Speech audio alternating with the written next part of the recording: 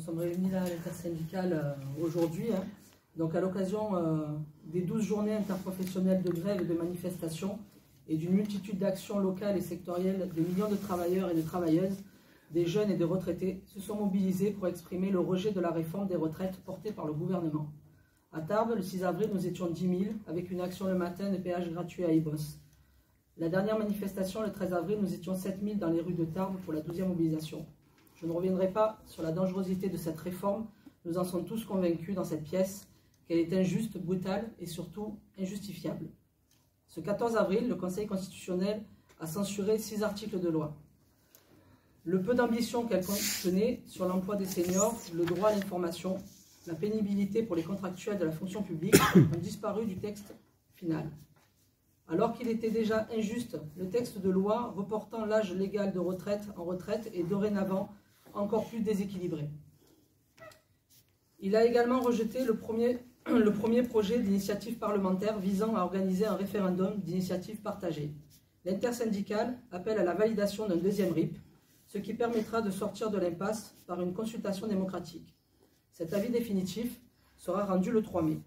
Attachées à un dialogue social de qualité, les organisations syndicales décident d'ici le 1er mai de ne pas accepter de réunion avec l'exécutif. L'intersyndicale appelle l'ensemble des travailleuses et des travailleurs, des jeunes et retraités, à faire du 1er mai 2023 une journée de mobilisation exceptionnelle et populaire contre la réforme des retraites et pour la justice sociale.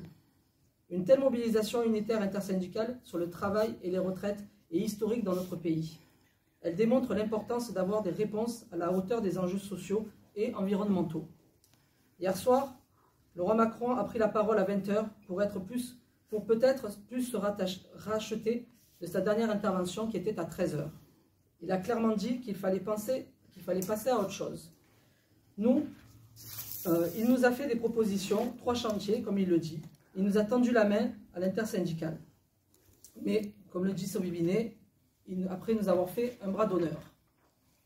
Mais le chantier le plus important pour tous, au niveau des travailleurs et des travailleuses, en ce moment, c'est la réforme des retraites.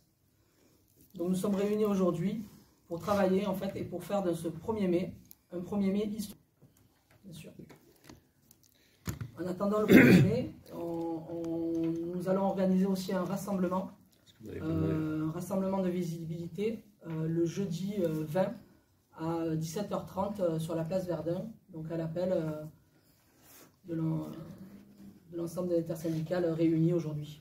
À quelle heure? Jeudi 20 à 17 h 30. 17 h 30, pardon. Merci. Le 1er mai, là 10 h, pardon, je ne l'ai pas dit. 1er mai, donc à 10 h. 10 h. À la Bourse du Travail. Comme d'habitude. Nous avons un changement de parcours. Ouais.